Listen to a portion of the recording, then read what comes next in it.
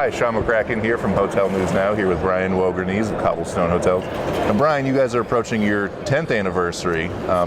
So how would you describe the 10 years of existence for Cobblestone? It's been a exciting and a touch chaotic. So when we started back in 08, we weren't expecting to be where we're at today. So the plan originally for the first couple of years was just we were going to build a couple hotels for ourselves, and that was it. So really by year 3, 4, we only had 4 hotels. And then the phone started ringing. And we went, hey, now don't get me wrong, it wasn't ringing off the hook. We received a couple of phone calls, and one is Langdon, North Dakota. So you know where that is? I have Nobody does. But it's about 15 miles from the Canadian border, and they called, and I looked at the map, and it was a 14-hour car ride, and I said, nah, not interested right now. When we hired our first development person, I said, hey, go call these guys, and I think we have 12 locations in North Dakota now, and so that was our first, and it's been a great ride. But the last 6 years is really when we started focusing on development. So that's really where the growth is happening. Even though it's been 10 years, it's really been the last 6 to 7 that we've been pushing development and franchising and things like that. And you guys are approaching the 100 property mark? We will, knock on wood, be 100 by the end of this year. Mm-hmm. So the goal was by the end of our 10-year that we hit 100 now, and we're right there. We're right there. We're at 86 open, 8 under construction. And I have a handful of deals that'll break ground here in the next 60 to 90. So you guys are Midscale conversion brand? We are on Cobblestone. So we have 2 brands. We have Cobblestone and Borders. Mm-hmm. Borders is our conversion brand. Out of the 86, 14 of them are the Borders piece. Mm-hmm. The rest of them are Cobblestone, and that's been primarily a new build piece for us. So we will look at some conversions, but we're pretty particular on what we would do. Originally, it was all new build. When we reached the 10-year mark, we realized that new build doesn't mean as much when you're 10 years old. Yeah. Now it's just quality. So if they can't fall in line with the specs that we're looking for on Cobblestone, then we look at the Borders option. Mm-hmm. So what's the climate been? How easy is it to get deal done as a mid-scale brand? And you guys are obviously not in just top 25 markets. You operate, like you mentioned, you operate in some kind of tertiary markets. So what's the climate like for that? Sure. Tertiary would be generous. I think once I was speaking with Smith Travel, and they referred to it as sub-tertiary, and I don't know that existed until we came along. It's almost subterranean. Yes, yeah. So it's just our core is those towns of 5 to 10,000. Yeah. And I've met with some of the bigger brands here, and just in discussions over the last year or so of we're going into markets that really nobody else would. Yeah. The bigger brands either can't or won't. Mm-hmm. But as far as the development, we really took off during the recession, to be honest with you. 12, 13 was huge for us. Mm-hmm. And the bigger brands, especially the franchise the sales guys, were kind of trying to figure out how we were doing it. Well, we kind of looked at the map and said, where is the economy good? Yeah. And that's really where we went to. Mm-hmm. During that time, we went out to North Dakota, Texas, and Nebraska. Mm-hmm. Nebraska and North Dakota were huge for us at that time. The economies were good, even when you're here in the rest of the world. I guess concerned about some of the economy pieces. Nebraska was sitting there with that unemployment less than 3%. Yeah. And we're like, well, we don't know exactly what's going on, but let's go there and figure it out. Mm-hmm. A lot of it was egg-based, and that was a lot of our investors and the oil piece. Mm-hmm. So that's changed a little bit for us. We're still, our growth has still been consistent, just finding different groups to work with. So. Yeah. Do you find that, the financing community understands what you guys are doing? Can you guys ink deals?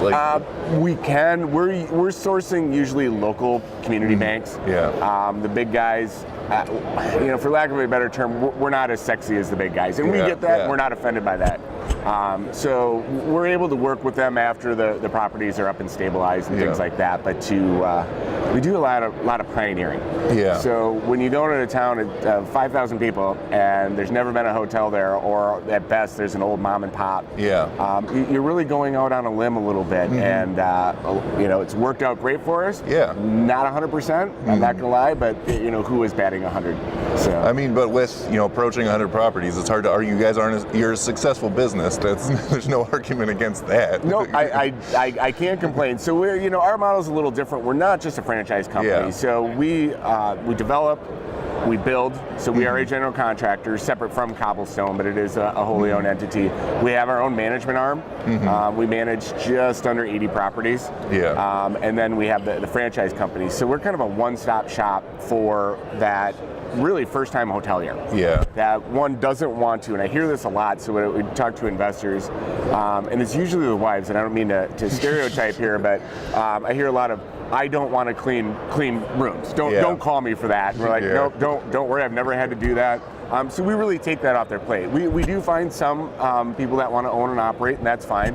But we're again a one-stop solution for them. So. Yeah. So I mean, you guys operate in that kind of mid-scale space, which is obviously getting a bit more crowded with some big brand company entrants of late. Yep. How do you see that shaping what you do? I mean, are you worried about the Trues and the Avids of the world, or is that far afield from where you guys are operating? No, I don't think so. They're probably still not going to play in our pool. Yeah. And the reason I say that is, our average right now, when we started, the first 10 were 31 rooms. We had a prototype that faced this way or that way, and that was it. It was an end load. It was a streamlined program. As we grew, we found out people had some opinions on how they wanted their hotels to lay out and stuff. So we've adjusted that. We have about 5 prototypes, but the average is only about 45 rooms. So even the bigger guys, probably don't want to get down to that room count. Now I've been hearing, and some of them might come down to that 70 range, but that's still too big for some of these markets.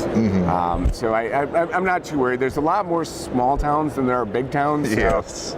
Which some people tend to forget. They do, and if some of the guys, those bigger brands come up with a model for that, they're probably still not going to be able to get in all of those markets. Yeah. So if they nudge us out a little bit, who knows? But again, I hate to use the term, critical mass, because even if we hit 300, we're still going to be a small brand in small communities, and I don't know that we'll be a household name. That's the game plan, but the small towns know us, and they know the other small towns that we're in. And they have this little connection, and small town America is where a lot of stuff happens. Yeah. So 10 years in now, where do you see yourselves in 10 more years? Where's the future for Cobblestone? Sure. Well, we're expecting to be 200 in the next 5 years, and we've never been so aggressive. But corporately, we're doing more of our own deals.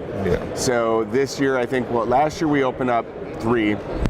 This year we'll do 3 or 4, depending on how it works out, along with the 15 or so that we do outside of that. So I don't think it's too lofty of a goal, and we are going to focus here soon on just the franchising aspect. We never have.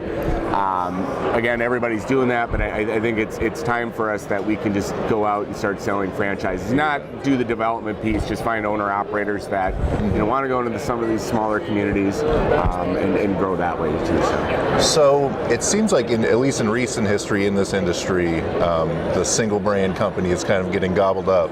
I mean, there's the Americans and the WoodSprings, and now La Quinta is going into part of Wyndham. I mean, do you think there's still space for a single brand company like? I guess you guys. Of course, I'm going to say yes. Yeah. But I think there is for us now. Again, WoodSpring and even American eventually tried to play in the larger markets with the big guys, and that we're not trying to do that. Yeah. We are going into some larger markets that we're in about 5 markets now that have Hampton, usually a Holiday Express and a Fairfield. Those are corporate-owned deals that we're working on, just to see how we perform in those markets. So I'm going to have to get back to you on how that works out in a couple of years. We have a couple open and a couple of those under construction, and before we go out to the masses and say, hey, this works, we wanted to be the guinea pig. Yeah. We'll see. That doesn't concern me. Yeah. Don't get me wrong. There have been some conversations, but we're really not interested in that right now. Yeah. I think WoodSpring is different because they were in the larger markets. Yeah. And that where distribution is a little more important, and that's what you hear all the time is the small brands won't have the distribution, but when I'm in again, using Langdon, North Dakota, I'm the only guy. It really doesn't matter as much. So, what does matter for us is the brand. We just launched a new frequent stayer program last year. That's working, and to get our regular clients that are coming to those communities. I mean, again, when you go there, you're not shopping for a Hampton or a Holiday Inn because it doesn't exist. For 30, 40 miles. So how long until we announce Cobblestone Times Square?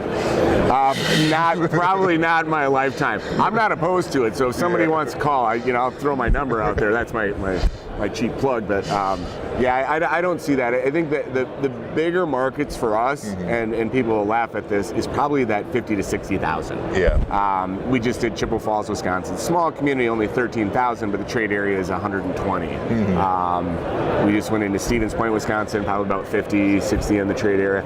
Those are big markets for us. Well, thanks so much, Brian. I appreciate the time. You bet. Thanks for having me.